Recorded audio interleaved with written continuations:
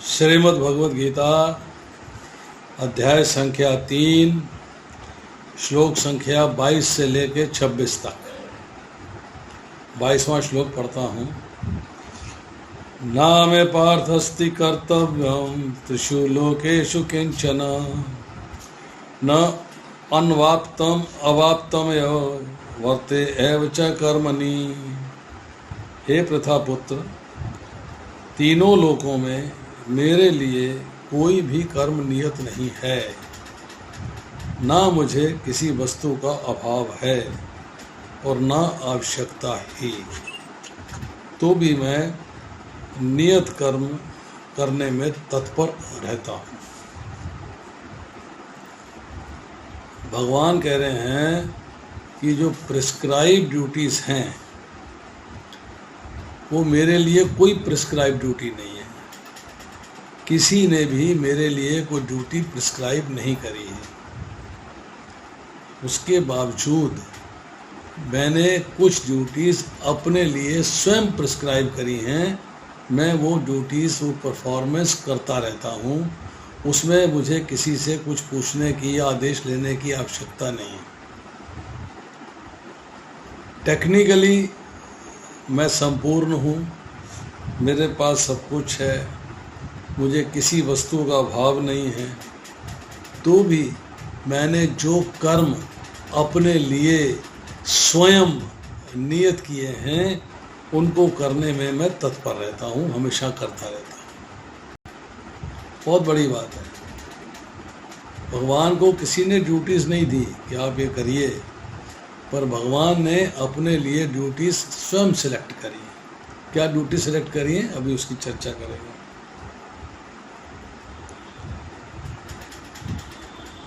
भगवान धर्म की स्थापना करते हैं, उन्होंने स्वयं चूज़ किया है।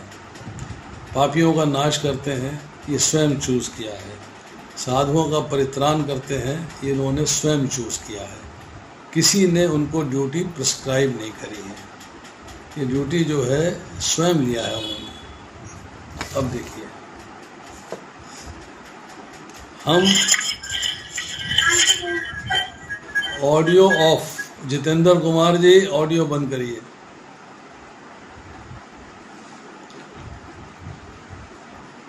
अवतार लेते हैं भगवान भक्तों के लिए। उनका अपना अवतार लेने का कोई मूड नहीं है, भक्त के लिए अवतार लेते हैं। देखिए, 3 कार्य ऐसे हैं जो भक्तों ने भगवान के लिए नियत कर दिए कि यस आप ये करिए। कंपल्शन नहीं है। भक्तों का उद्धार करने के लिए, भक्तों पर अपनी कृपा बरसाने के लिए भगवान 3 कार्य करते हैं। भक्त पतित हो गया तो भगवान पतित पावन बन गए अपने आप। मनुष्य ने नहीं कहा कि आप पतित पावन बन जाइए, नो, भगवान स्वयं पतित पावन हो गए। भक्त ने अपनी पोजीशन दीनहीन की बना ली, बिल्कुल दीनहीन, बुरे हाल, बांके दिहाड़े। तो भगवान जो है दीन बंधु बन गए, दीनानाथ बन गए, दीन नायक बन गए। मतलब दीनहीन भक्तों की रक्षा करने के लिए भगवान दीनहीन बन गए। अब एक मनुष्य जो है वो भक्त बन गया, भक्त बन गया, तो भगवान भक्त वत्सल बन गए। किसी ने नहीं कहा आप भक्त वत्सल बन जाइए। भगवान स्वयं अपने लिए अपना जॉब खुद नियत करते हैं। भक्तों के हित के लिए अवतार लेते हैं। अब भगवान ने सृष्टि की रचना करी है किसके लिए? जीव के उद्धार के लिए। स्वर्ग की रचना करी है किस लिए? पुण्य फल के भुगतान के लिए। नरक की रचना करी है किस लिए? 84 लाख योनियों और पाप फल के भुगतान के लिए।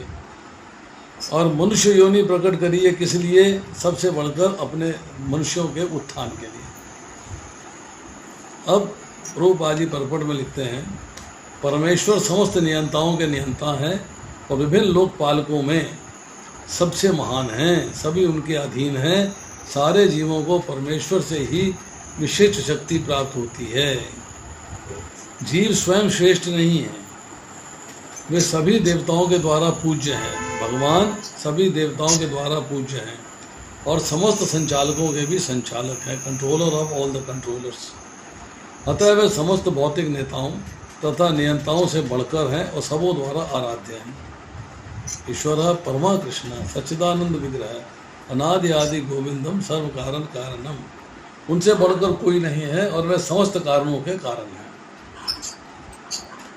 अब इम्पोर्टेंट पॉइंट आता है परपट में। उनका शारीरिक स्वरूप सामान्य जीव जैसा नहीं होता, दिखने में हमारे जैसे हैं, परंतु उनके शरीर एवं आत्मा में कोई अंतर नहीं। आत्मा ही शरीर का रूप धारण किए हुए है, उसमें कोई अंतर नहीं है। वे परम हैं, उनकी सारी इंद्रियां दिव्य हैं, उनके पास इंद्रियां हैं और सारी की सारी इंद्रियां दिव्य हैं। उनकी कोई भी इंद्रिय अन्य किसी इंद्रिय का कार्य संपन्न कर सकती है। कान से देख सकते हैं, आँख से सुन सकते हैं। अतः ना तो कोई उनसे बढ़कर है, ना कोई उनके तुल्य।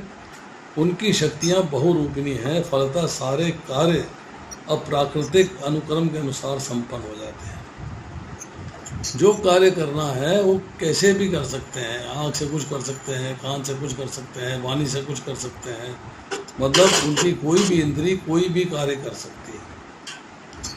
चूँकि भगवान में प्रत्येक वस्तु ऐश्वर्य से परिपूर्ण रहती है और पूर्ण सत्य से उत्प्रोत रहती है, अतः उनके लिए कोई कर्तव्य करने की आवश्यकता नहीं रहती। जिसे वे अपने कर्म का फल पाना है उसके लिए कुछ ना कुछ करना नियत रहता है।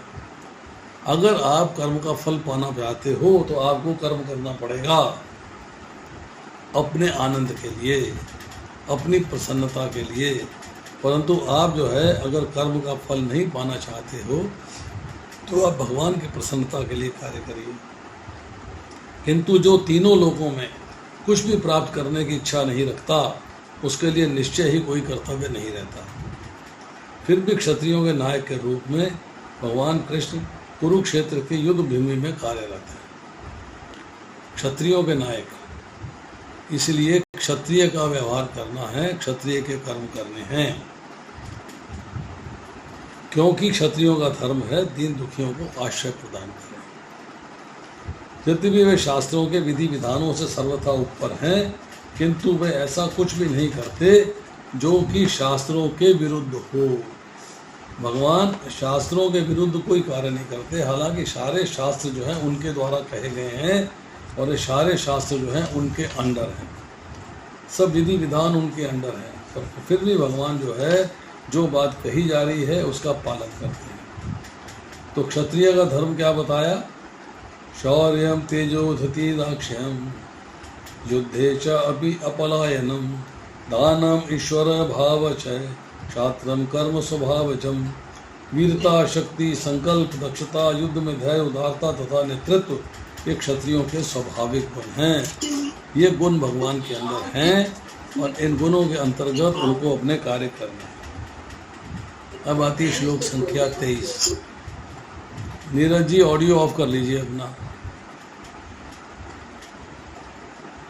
यदि ही अहम वर्तेयम जातु कर्मणि अतीन्द्रतः मम वर्तम अनुवर्तन्ते मनुष्य पार्थ सर्वशः। क्योंकि यदि मैं नियत कर्मों को सावधानी पूर्वक ना करूं तो हे पार्थ, ये निश्चित है कि सारे मनुष्य मेरे पथ का ही अनुगमन करेंगे। वीडियो ऑन है, डिस्टर्बेंस आ रही। नीरज जी अपना वीडियो ऑडियो म्यूट कर लीजिए। हाँ जी।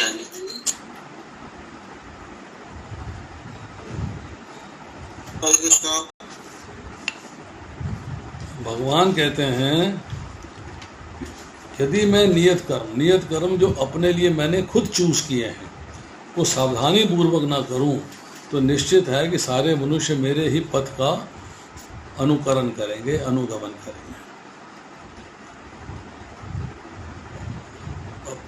परपट में लिखते हैं प्रभुपाद, आध्यात्मिक जीवन की उन्नति के लिए एवं सामाजिक शांति में संतुलन बनाए रखने के लिए कुछ परंपरागत कुलाचार हैं जो प्रत्येक व्यक्ति के लिए होते हैं। ऐसे विधि विधान केवल बद्ध जीवों के लिए हैं, भगवान कृष्ण के लिए नहीं, क्योंकि वे धर्म की स्थापना के लिए अवतरित हुए थे। अतः उन्होंने निर्दिष्ट नियमों का पालन किया। अन्यथा सामान्य व्यक्ति भी उन्हीं के पद चिन्हों का अनुसरण नहीं करते, क्योंकि कृष्ण परम प्रमाण हैं। श्रीमद् भागवत में ज्ञात होता है कि श्री कृष्ण अपने घर में तथा बाहर गृहस्थ के लिए उचित धर्म का आचरण करते हैं। धर्म की स्थापना के लिए अवतरित हुए थे, परंतु जब अवतरित हुए हैं, निराकार रूप लिया है, एक माता पिता बनाए हैं, राज्य कर रहे हैं, तो उन्होंने जो उनके लिए नियम हैं, जो रूल्स एंड रेगुलेशंस हैं, जो उन्होंने अपने लिए स्वयं सेट किए हैं, उसका पालन करते हैं। He follows that. तो कृष्ण जो है अपने घर में और घर से बाहर जो गृहस्थ के लिए उचित धर्म है उसका पालन करते हैं। अब भगवान सारथी बन गए, सावधानी पूर्वक कार्य करना है। द्रौपदी उत्तरा को त्राण दिया है तो सावधानी पूर्वक कार्य करना है। मतलब उनको जो है कार्य को सब सावधानी पूर्वक करना है। अब देखिए श्लोक संख्या 24। उत्सीदेयु इमे लोकाः न कुर्याम कर्म चेतहम शंकरस्य च कर्तास्याम उपहन्याम इमा प्रजा। भगवान कह रहे हैं यदि मैं नियत कर्म ना करूं तो सारे लोग नष्ट हो जाएं, तब मैं अवांछित जन समुदाय वन शंकर को उत्पन्न करने का कारण हो जाऊंगा और इस तरह संपूर्ण प्राणियों की शांति का विनाशक बनूंगा। भगवान कहते हैं अगर मैं अपनी प्रिस्क्राइब ड्यूटीज जो मैंने खुद अपने लिए बनाई हैं उनका पालन न करूं, ड्यूटीज न करूं, तो क्या होगा कि लोग नष्ट हो जाएंगे, दे विल नॉट सर्वाइव। और अवांछित जन समुदाय, क्योंकि नष्टता जब आती है तो जब मनुष्य का संहार हो जाएगा, समाप्त हो जाएंगे, तो एक दूसरी स्त्री कोई है, पुरुष कोई है, वो किसी वर्ण का है, वो किसी वर्ण की है, संयोग होगा तो जो संतानें उत्पन्न होंगी वो वर्ण संकर हो जाएंगी।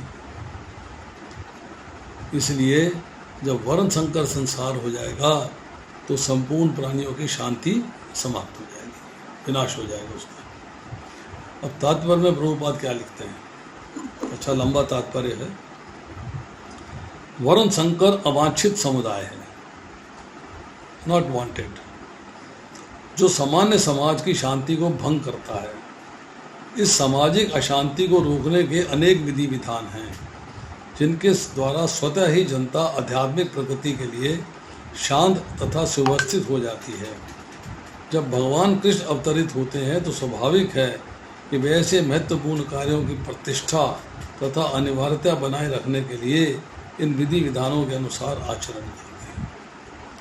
भगवान कहते हैं अगर मैं आचरण करके दिखाऊंगा तो लोग मेरे पद चिन्हों में चलते हुए आचरण करेंगे। अगर मैं आचरण नहीं करूंगा, मैं रूल्स ब्रेक करूंगा, तो समाज भी रूल्स को ब्रेक करेगा, they will break it.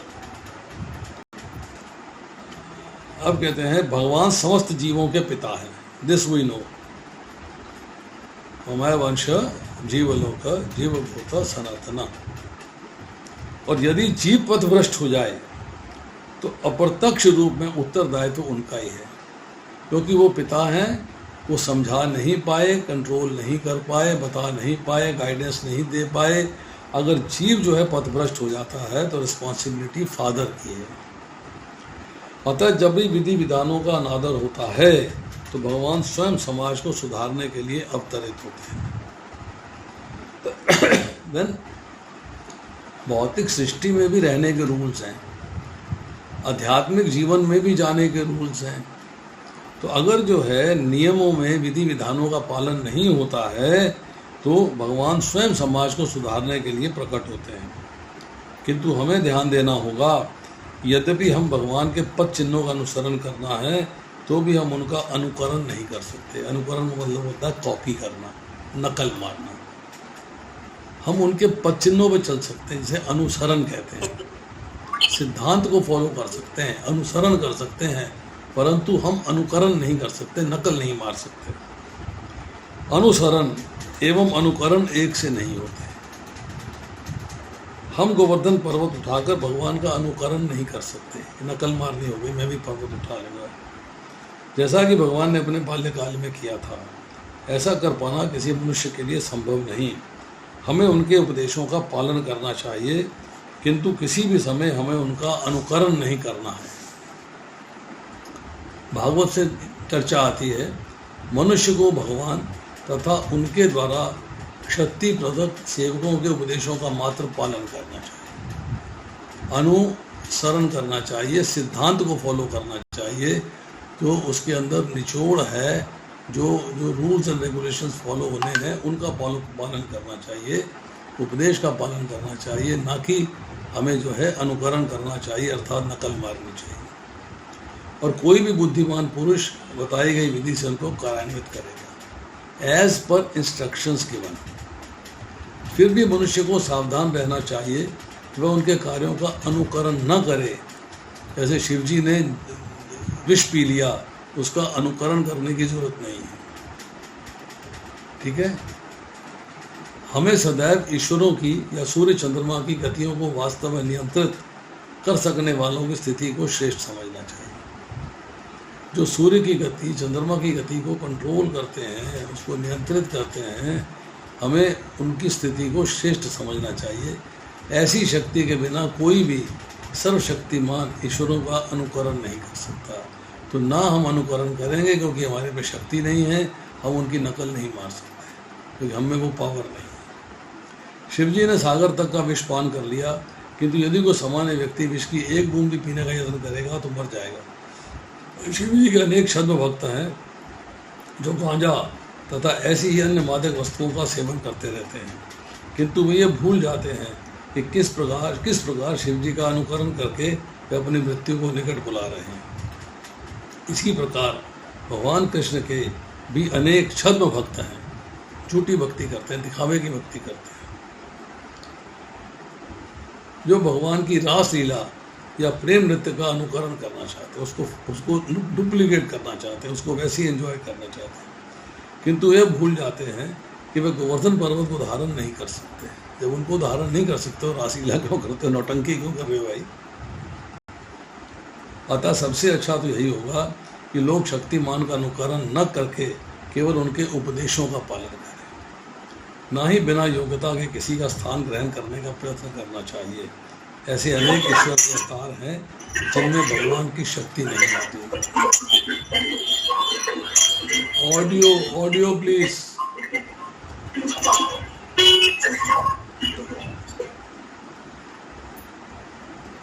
Audio किसका ऑन हुआ था?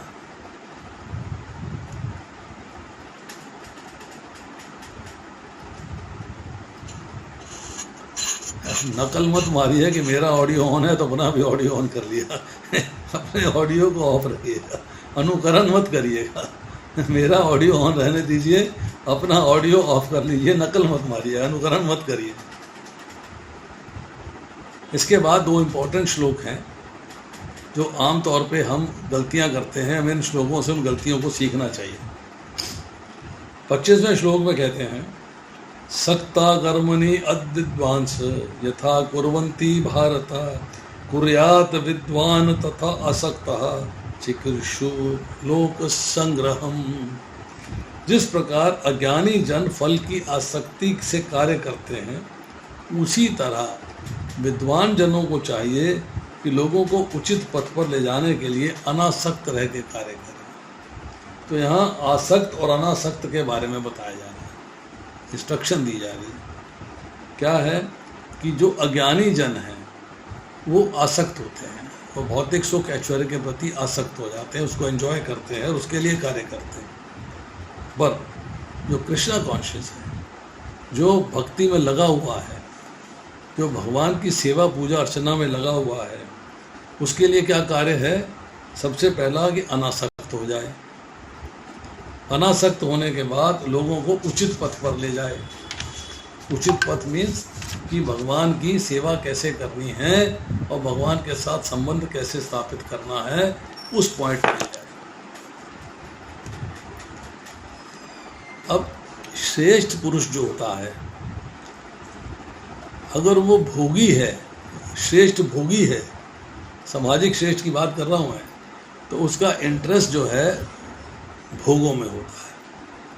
अगर वो श्रेष्ठ मोही है, उसका इंटरेस्ट कुटुंब में होता है।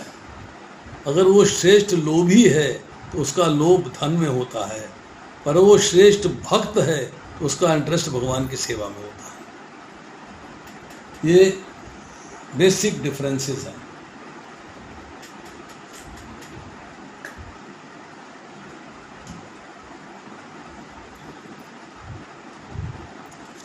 प्रभुपाद जी इसके परपट में लिखते हैं, एक कृष्ण भावना भावित मनुष्य तथा एक कृष्ण भावनाहीन व्यक्ति में केवल इच्छाओं का भेद होता है। एक में इच्छाएं हैं, एक में इच्छाएं नहीं। कृष्ण भावना भावित व्यक्ति कभी ऐसा कार्य नहीं करता जो कृष्ण भावनामृत के विकास में सहायक ना हो। He wants to progress in Krishna consciousness, और कार्य करता है प्रोग्रेस करने के लिए। यहाँ तक कि वह उस अज्ञानी पुरुष की तरह कर्म कर सकता है जो भौतिक कार्यों में अत्यधिक आसक्त रहता है। जो कृष्ण भावनामृत में नहीं है, वो अज्ञान में है, वो भौतिक कार्यों में अत्यधिक आसक्त होगा। किंतु इनमें से एक ऐसे कार्य अपनी इंद्र तृप्ति के लिए करता है, दूसरा कृष्ण की तुष्टि के लिए। या एक कार्य की चर्चा नहीं हो रही, एक पुरुष की चर्चा हो रही है। एक पुरुष ऐसे कार्य करता है अपनी सेंस ग्रेटिफिकेशन के लिए, अपनी इंद्र तृप्ति के लिए, और दूसरा व्यक्ति ऐसा कार्य करता है कृष्ण की तुष्टि के लिए, कृष्ण को प्रसन्न करने के लिए। अतः कृष्ण भावना भावित व्यक्ति को चाहिए कि लोगों को ये प्रदर्शित करे कि किस तरह कार्य किया जाता है। एक्सप्लेन देम, सजेस्ट देम, सिखाएं, और किस तरह कर्म फलों को कृष्ण भावनामृत के कार्य में नियोजित किया जा सकता है, अर्थात लगाया जा सकता है। मतलब आपको अपने कृष्ण भावना भावित कार्य को करना है, लोगों को सिखाने के लिए आपके आचरण से उसे समझ में आना चाहिए कि किस तरह कर्म फलों को कृष्ण भावनामृत के कार्य में नियोजित किया जाता है। अब ये पॉइंट इम्पॉर्टेंट है। आपने भौतिक संसार में आनंद लेने के लिए कर्म नहीं करना कि वैसे कर्म फल प्रकट हों। आपने कर्म फल लाने हैं किसके लिए? भगवान की प्रसन्नता के लिए कार्य किया। जो कर्म फल मिले वो अकर्म के फल थे, वो आपको भक्ति के मार्ग में आगे बढ़ने में सहायक हैं। तो वो आपको जो है कृष्ण भावनामृत के कार्य में हेल्प करते हैं। अब आता है आज का आखिरी श्लोक, श्लोक संख्या 26। न बुद्धि भेदम जनयेत अज्ञानाम कर्म संगिनाम जोशयेत सर्वकर्माणि विद्वान युक्तः समाचरन्। अनुवाद में लिखते हैं श्रील प्रभुपाद, विद्वान व्यक्ति को चाहिए कि वह सकाम कर्मों में आसक्त अज्ञानी पुरुषों को कर्म करने से रोके नहीं। फंस गए?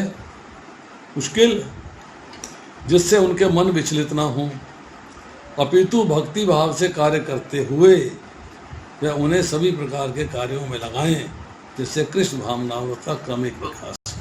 ये इम्पोर्टेंट पॉइंट है जो हमें एज ए प्रचारक समझना चाहिए। विद्वान व्यक्ति कौन है? जो कृष्णा कॉन्शियस है, जो कृष्ण भावनामृत में चलता है, विद्वान है वह सकाम कर्मों में आसक्त अज्ञानी पुरुष, मतलब जो पुरुष सकाम कर्मों के प्रति आसक्ति रखता है, इंटरेस्ट रखता है, उसी वैसे ही कार्य करता है, वो अज्ञानी है। ऐसे अज्ञानी पुरुष को कर्म करने से रोके नहीं कि आप ये मत करो, आप ये मत करो, आपको ये करना चाहिए, आपको वो करना चाहिए। इस पर अलग डिस्कशन है पूरी। जिससे सकाम कर्म करने वाला व्यक्ति है उसका मन विचलित नहीं होना चाहिए, मन में डिस्टर्बेंस नहीं आनी चाहिए। रादर, अपितु रादर आप स्वयं भक्ति भाव से कार्य करें, उदाहरण बने, उसको समझाएं कि देखो भाई ऐसे कार्य किया जाता है, और फिर उनको उन कार्यों में हौले हौले क्रमिक मीन्स ग्रेजुअली हौले हौले उन कार्यों में लगाएं जिससे उनका एडवांसमेंट हो कृष्णा कॉन्शियसनेस में। जैसे एग्जाम्पल देते हैं, पहली बार व्यक्ति आपके कांटेक्ट में आया, मंदिर में आया, पहले दिन देखो भाई ऐसा है, कथा सुनने आए हो? हाँ जी सुनने आया हूँ। तो कथा के नियम हैं, क्या नियम हैं? 16 माला का जप किया करो। वो कहता जी मैं तो जप नहीं करता। नहीं, फिर कथा कैसे सुनोगे? समझ में कैसे आएगा? भक्ति कैसे करोगे? 16 माला जप करनी आवश्यक है। भाग जाता है मेरे से नहीं होती। क्रमिक विकास करना। भाई आपको समझ में आने के लिए भगवान की शरण लेनी है। और भगवान की शरण का पहला स्टेप है कि आप एक माला से शुरू करिए। Start with 1। एक माला करिए, अपने कार्य करते रहिए, कोई बात नहीं, हम उसको करने से रोकते नहीं हैं। जो कार्य आप कर रहे हो करते रहिए, पर एक माला जप करिए। तो आप उसकी एक माला हफ्ते, 10 दिन, 15 दिन चलाइए, जिससे कि उसका इंटरेस्ट बने। फिर मेरे को बाकी काम से तो रोका नहीं है, एक ही बार तो माला जपनी है, तो वो उसका इंटरेस्ट तो आहिस्ता आहिस्ता डेवलप हो जाएगा। फिर आपको 2 माला पे लाइए, फिर 4 माला पे लाइए, फिर 8 माला पे लाइए, फिर 12 माला पे लाइए, फिर 16 माला पे लाइए। Maybe this take 6 months, no problem. क्या हो गया? जादू का पिटारा थोड़ा है कि एक ही दिन में कर देना। स्विच दबाया 0 से 16 हो गए, ये बटन ऑन 16 चालू।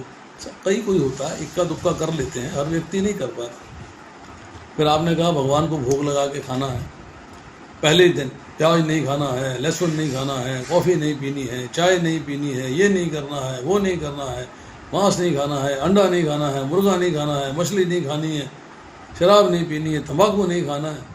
कहता फिर मुझे खाना क्या है? पहला सवाल करे मुझे खाना क्या है? फिर आप उसको ग्रेजुअली एक चीज़ छुड़वाइए, फिर दूसरी छुड़वाइए, फिर तीसरी छुड़वाइए, फिर चौथी छुड़वाइए। क्रमिक विकास। क्रमिक मीन्स ग्रेजुअली उसको रास्ते पे लेके आना है। एकदम जो है हंटर नहीं घुमा देना, ग्रेजुअली रास्ते में लेके आना। आप भक्ति भाव से कार्य करें, आप सिस्टम से बताएं देखो भाई मैं भी तो कर रहा हूँ, मैं भी तो ये कार्य कर रहा हूँ। मुझे याद है अच्छे तरीके से, गुरु महाराज के पास मैं जब गया तो मुझसे कहने लगे अपने 50 कार्ड छोड़ जाओ। मैंने छोड़ दिए। तो मैंने पूछा महाराज 50 कार्ड आप क्या करेंगे? बोले मैं जो नव दीक्षित भक्त आते हैं उनको तुम्हारे पास भेजूंगा कि तुम भक्ति मार्ग में कैसे लगे हो, और अपना नर्सिंग होम भी चलाते हो, और मंदिर में आके सेवा भी करते हो, और घर में भी सेवा करते हो। They should learn from you, they should take your guidance. मतलब ये आपको गाइडेंस देनी है, तो आपको सिस्टम से देखना है। एक आदमी सुबह 5 बजे बस की लाइन में खड़ा ऑफिस जाने के लिए, उसको आप बोलो तो 4:30 बजे उठ के मंगल आरती कर ले। बोला मंगल आरती 5:30 खत्म होगी, मैं 5 बजे बस की लाइन में खड़ा हूँ, कैसे कर लूँगा? फंस गया नहीं?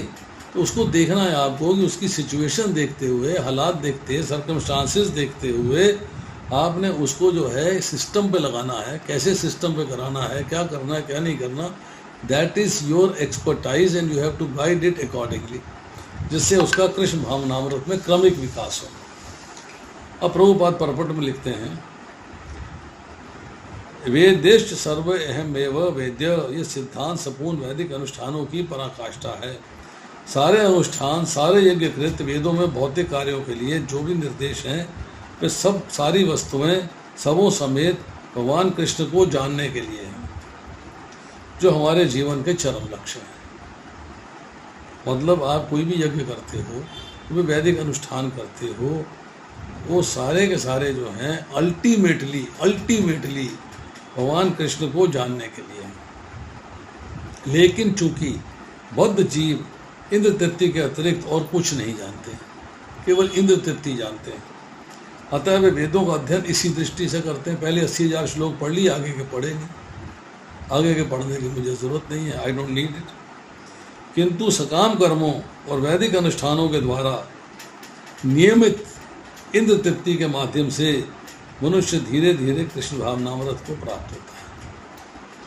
आपने वैदिक अनुष्ठान करने हैं, वेदों को पढ़ना है, वेदों के अनुसार चलना है, और उसके अनुसार आपने अपने प्रसन्नता के लिए, अपने आनंद के लिए कुछ कार्य करने हैं, जो कि मतलब हम कहते हैं कि ये जो है इंद्र तृप्ति के लिए है, आपकी अपनी प्रसन्नता के लिए है।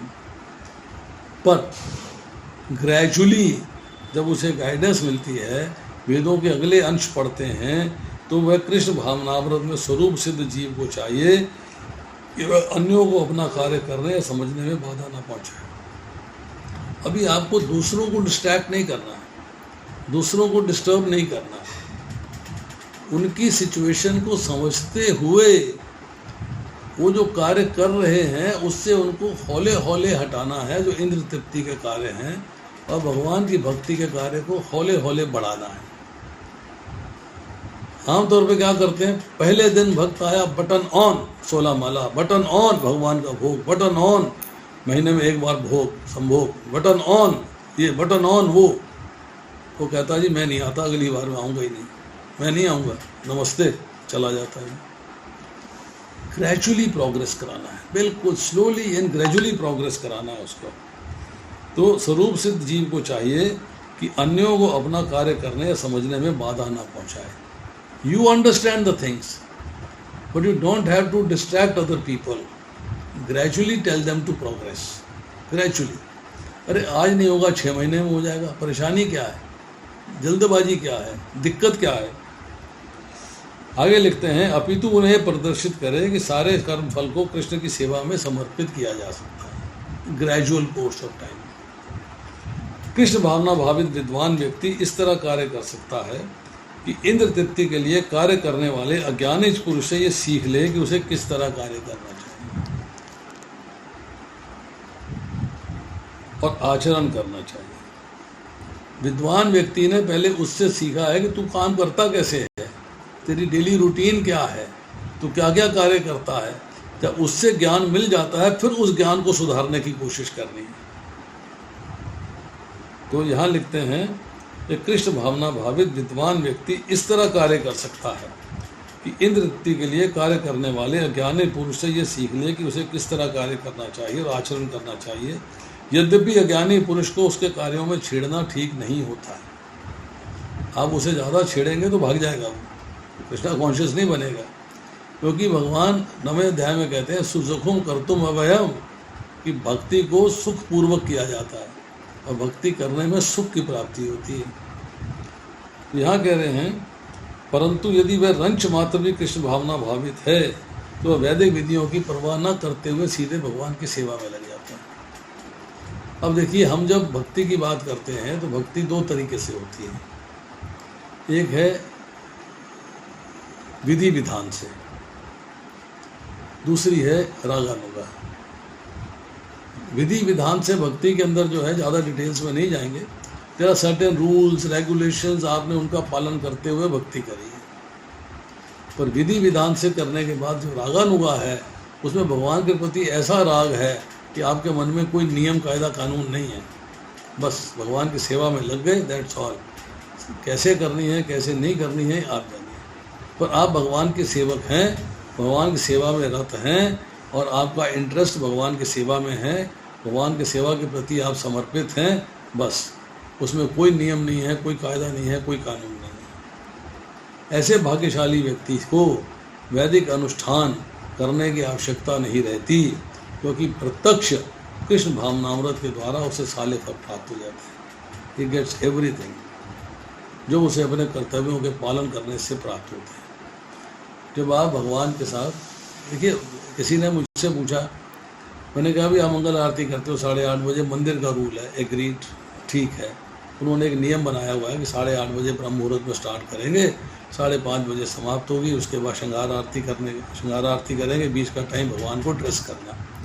7:15 बजे श्रृंगार आरती करेंगे, 8 बजे तक गुरु पूजा होगी, 8 बजे भागवतम होगी, 9 बजे समाप्त, 9 बजे उसके बाद आपको प्रसाद मिलेगा। तो एक नियम सेट हो गया, अभी आपको सवेरे के टाइम पे करना है, सारे कार्य करने हैं, ऐसे ऐसे किया जाए। पर भगवान के मूड में, भगवान के मन में 4:30 का टाइम नहीं है, तो 4:15 भी हो सकता है, तो 5:30 भी हो सकता है। करना है, ब्रह्म मुहूर्त में करना है, एग्रीड। पर ऐसा नहीं है कि आप 4:30 नहीं किया तो आपका वहाँ एक्सेप्टेंस नहीं होगी, वहाँ स्वीकार नहीं होगी आपकी भक्ति, ऐसा नहीं है। भगवान आपके हृदय में बैठे हैं, आपका भाव देख रहे हैं। He understands what is your mood, आपका भाव क्या है, और भगवान उसको एक्सेप्ट करते हैं।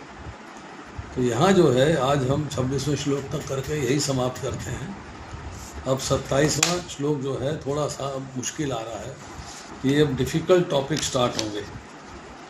27, 28, 29, 30, 31, 32, ये जो है अब थोड़ा डिफ़िकल्ट श्लोकास हैं, तो इनको हौले हौले करेंगे, समाप्त करेंगे तीसरे अध्याय को।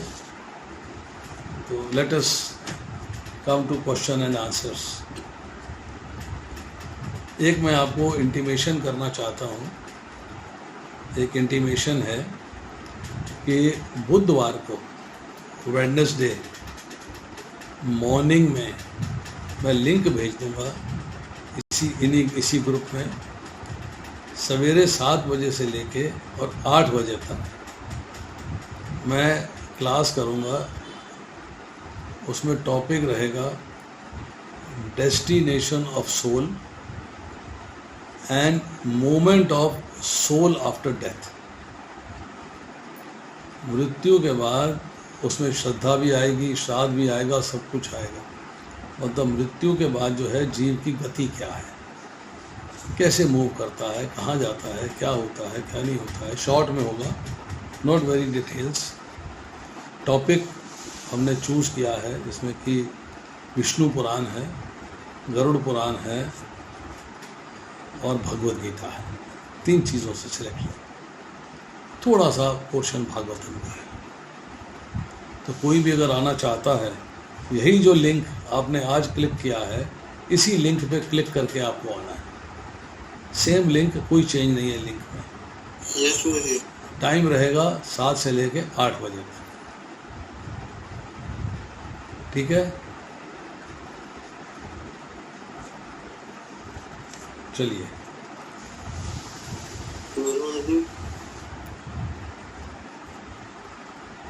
उसमें अच्छी चीज़ रहेगी ये कि आपको पता लगेगा कि जीव की मृत्यु के बाद गति क्या होती है। How does he move, where does he go, क्या होता है।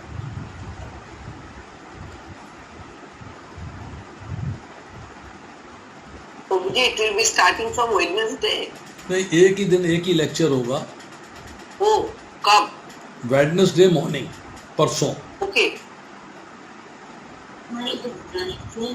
7 to 8।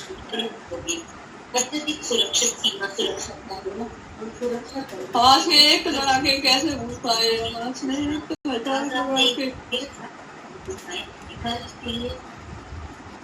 तो बात की एक बार। वो जो एक्चुअली जो मॉर्निंग क्लास होती है ना 7 to 8, उस क्लास में परसों तो लेक्चर होगा, किसी की ऑडियो ऑन है।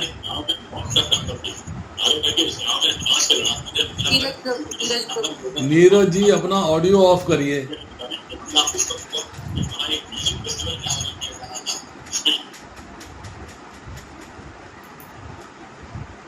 मॉर्निंग में क्लास करते हैं भागवतम की 7 से लेके 8 बजे तक। उसमें प्रेम कांता प्रभु आते हैं, नमिता शर्मा आती हैं, 2 लोग, अभय प्रिया आती है, 3 लोग हैं यहाँ पर उपस्थित।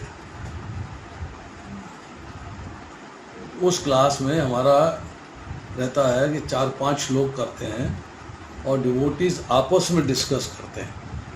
आपस में परपट भी एक लाइन आपस में डिस्कस करते हैं, अनुवाद की एक लाइन आपस में डिस्कस करते हैं। और if I am present there तो मैं फिर उनको जो है जहाँ कमी रहती है मैं उसको समझा देता हूँ। I explain that. अच्छी क्लास होती है, उसमें सेल्फ स्टडी होती है एक तरीके से। तो ये नहीं है कोई आया लेक्चर दिया चला गया, नहीं।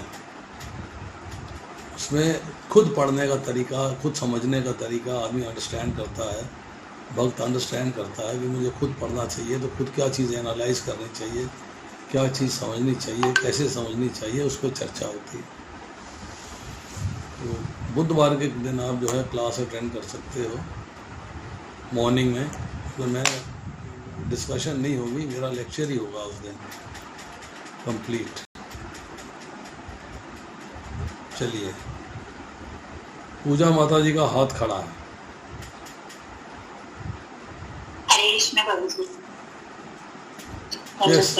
यस माता जी। आपका ना वो कर्मास वाला लेक्चर मैंने सुना था, ये उसमें दो प्रश्न थे, मैंने ग्रुप में भी पोस्ट करे थे, जो लास्ट में आपने छोड़ दिए थे कि आप उत्तर देंगे या देंगे पता नहीं, फिर उसके बाद कुछ पता नहीं चला होगा कि हमारी भक्ति क्यों नहीं हो पाती भगवान के नाम पे, और भगवान हमसे प्रेम कैसे करें। ये दो प्रश्न आपने छोड़े थे लेक्चर। आप बताइए प्रश्न क्या है? जी प्रभु जी, प्रश्न क्या है? प्रश्न प्रभु जी, उसमें दो प्रश्न आपने आपने छोड़े थे कि भगवान में हमारा जो मन है वो हमेशा क्यों नहीं लग पाता, और भगवान हमसे प्रेम कैसे करें, उसका तरीका क्या है। ये तो प्रश्न नहीं था। सेकंड प्रश्न की तो लैंग्वेज गलत है। सेकंड प्रश्न की लैंग्वेज गलत है। हाँ, लैंग्वेज गलत हो सकती है, पर मीनिंग की लैंग्वेज भी लिखा हुआ है मैंने डायरी में वो, बट डायरी अभी मेरे सामने नहीं है, चलाना पड़ेगा। हरे कृष्णा प्रभु जी। यस। क्वेश्चन ये था 24 घंटे हम कैसे करेंगे भगवान का चिंतन। एक बात। दूसरा, भगवान हमसे प्रेम कैसे करे, क्योंकि आपने उसमें जो एग्जांपल दिया था कि घर में कोई मेहमान आए, एक को तो आप सिर्फ ड्राइंग रूम तक का ही एक्सेस देते हैं, एक को आप अंदर थोड़े ये जो प्रश्न था दूसरा, वो ये था कि हम ये कैसे जाने कि भगवान हमसे प्रेम करते हैं। हाँ प्रभु जी, यही लिखा हुआ है मैंने, करेक्ट जी प्रभु जी। हाँ जी, प्लीज इनका उत्तर दे दीजिए प्रभु जी। इसका उत्तर तो कोई भी दे देगा, मैंने इतनी बार बताया है। I've explained so many times.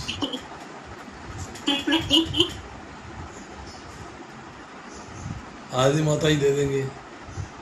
हरे कृष्णा प्रभु जी, पहले वाले बात यही होगा ना प्रभु जी, क्या कहते हैं, जैसे माँ अपने छोटे बच्चे से प्यार करती है, ऐसे ही हमें कुछ चिंतन करती रहती है, सारा काम करती रहती है, ऐसे ही हमें करना है भगवान का चिंतन।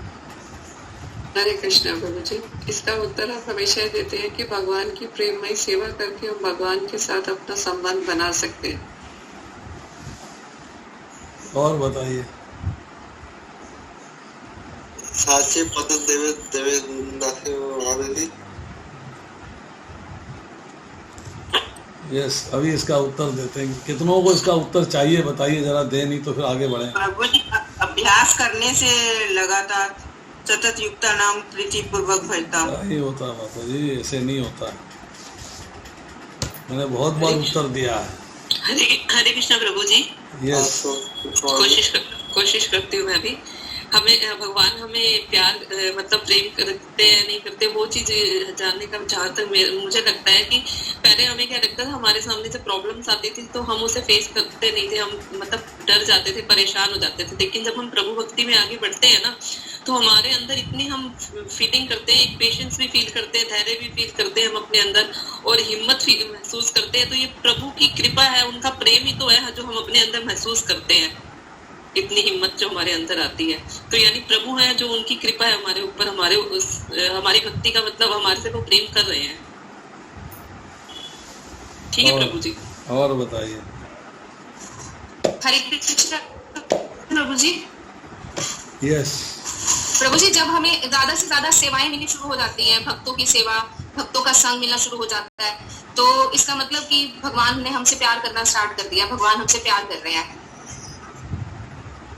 हरे कृष्णा प्रभु जी। यस। जब भौतिक जीवन से प्यार कम हो जाता है प्रभु जी, और हरि के प्रति प्यार बढ़ता है, तो ऐसा लगता है कि वो हमें बुला रहे हैं कि आपको इसी रास्ते चलना है, तो ऐसे लगता है कि भगवान हमें कुछ। हरे कृष्ण। और हरे कृष्णा प्रभु जी, लाखों करोड़ों लोगों के बीच में जब चुन चुन के हम कुछ लोगों को जब कनेक्शन हुआ, फॉर एग्जाम्पल इस्कॉन के साथ, आई डेफिनेटली फील कि I am selected by God to join ISKCON. और कोई कुछ कहना चाहता? हरे कृष्णा प्रभु जी। यस। प्रभु जी, भगवान हमारे एक्शंस को रेसिप्रोकेट करते हैं, जो भाव हमारे हृदय में होते हैं भगवान को स्थापित करते हैं। तो जैसे अगर हमारे हृदय में भगवान के प्रति प्रेम होगा, श्रद्धा होगी, हम इतनी प्रेम और श्रद्धा से भगवान की सेवा करेंगे, तो भगवान उसी भाव से रेसिप्रोकेट करें। और हरे कृष्णा प्रभु जी। यस प्रभु जी, मेरा मानना ये है कि भगवान हमसे प्रेम करते हैं, उसका उदाहरण ये मुझे ठीक लगता है कि जब हम भगवान को देखते हैं, उनको देखने से जो प्यार हमारे मन में उत्पन्न होता है प्रभु जी, उससे ये बता सकते हैं कि क्योंकि ये बोलते हैं ना कि जो हम देते हैं वो हम गेट करते हैं, तो अगर हम उन्हें अच्छे से प्यार से प्रेम से देखते हैं तो वो प्रेम वापस हमें मिलता है। तो इससे पता चलता है हृदय में जब वो प्रेम आता है तो भगवान हमें प्रेम करते हैं। मुझे तो ये लगता है प्रभु जी कि जब मैं विग्रह को देखती हूँ, श्री विग्रह को, किसी भी विग्रह को, राधा दामोदर जी के पास जाती हूँ, अगर मैं 10 मिनट वहाँ खड़े हो जाऊँ तो मुझे ये लगता है कि कुछ है प्रभु जी जो अपनी तरफ आकर्षित करते हैं, वो हमें उसको प्रेम पता चलता है प्रभु जी। और बस प्रभु जी हरे कृष्णा। यस प्रभु जी, जब हमारी लाइफ में मिरेकल्स होने स्टार्ट होते हैं, मतलब जो असंभव चीजें भी होने शुरू हो जाती, तो हमें लगता है कि वाकई बहुत हायर पावर है जो हमें हर पल हमारी रक्षा करती है, और मतलब बहुत हमारे को लाइफ में इतना कुछ मिल रहा होता है कि मतलब हमें मतलब इतना सारा ग्रैटिट्यूड होता है भगवान के लिए। मेनली इम्पॉसिबल चीजें भी जब